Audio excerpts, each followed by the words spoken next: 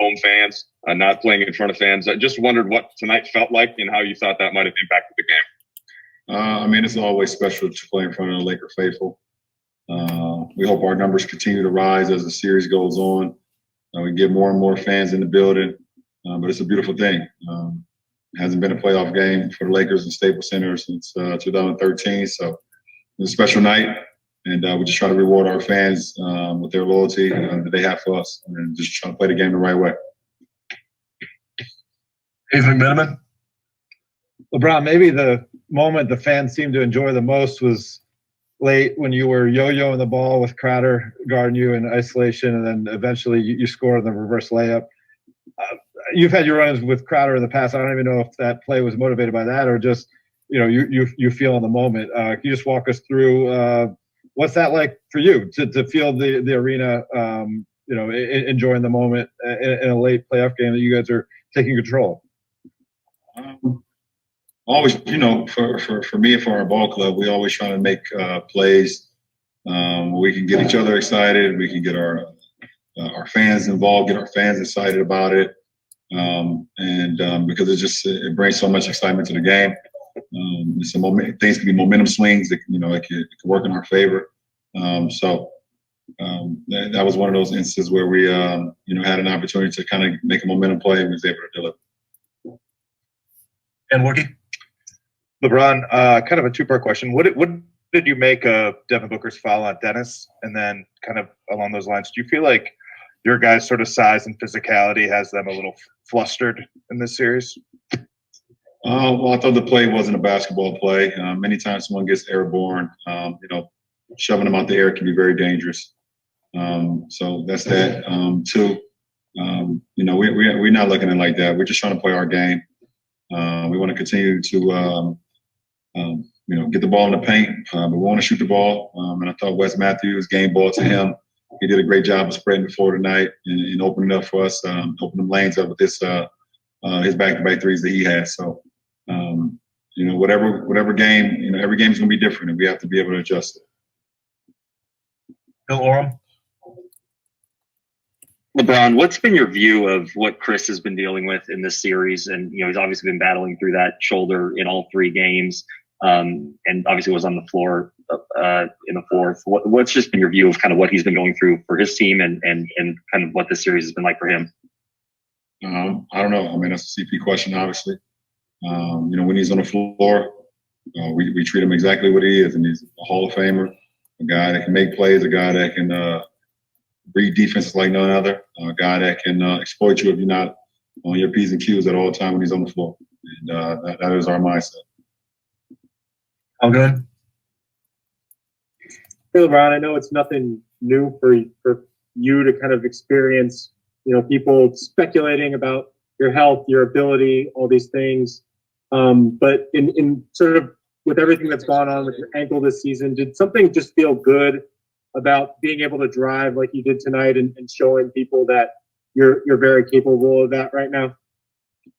Well, I mean, it feels good for me personally to be able to make plays for our team, for my teammates. That's all I care about. I don't care about what anyone else thinks outside of our locker room, outside of our support system, outside of our group.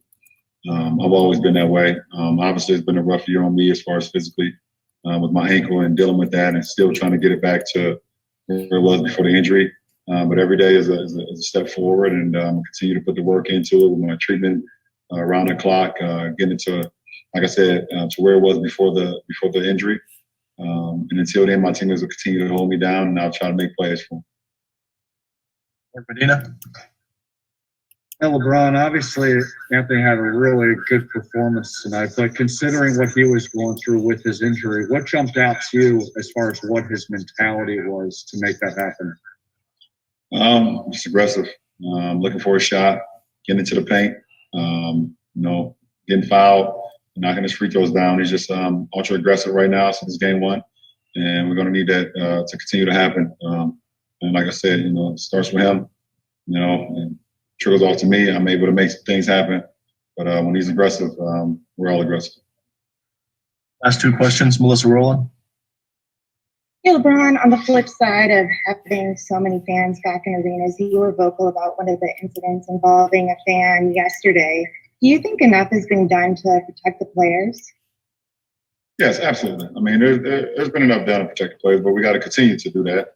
And the NBA did a great job, and also the respective teams, Philly, New York, and I also seen Utah as well, protecting our players by banning the individuals that had these instances that's not a part of cheering for your fans or heckling players or being as loud as you can.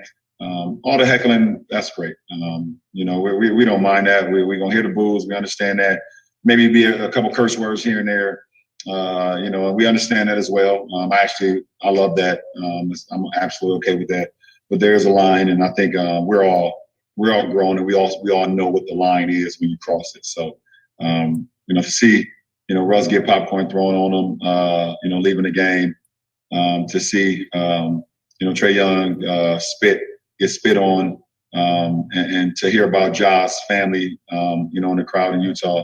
Those are things that's not going to represent our league, represent our players, or represent these respective teams, and those teams handle it with the utmost professionalism. So, you know, kudos to the league, kudos to the Knicks, Jazz, and Philly, and we want to continue to move forward. Last question, Barry Blue. Hey, LeBron, just more globally, when you were winning championships in Miami and Cleveland, you were kind of creating your own history there. Here, you're part of a massive history with the extension of the contract to play here till 2041. Your banner will be up there. The championship banners you win will be up there, just like all the others that you're looking at right now. How much of a sense of that history do you have? I got every sense of the history of this Laker franchise. I'm a historian of the game, you know, first of all. So even before I got here, I know the history of the Lakers franchise. I understood where it started in Minneapolis, come over here, and what year it came to Los Angeles, and knowing the history of the players that came before me before I signed here, and the history from the 60s all the way to the, you know, 2000s to the 2010s, and things, and the players and the owners, and the coaches, and the memorable shots and the memorable plays and memorable everything, you know, of this franchise. And it's a historical franchise up there with a lot of other great franchises. But I'm not going to name them because we're talking about the purple and gold right now. So I relish this opportunity. It's been an honor to be a part of this franchise for the last 3 years. I think I've been here.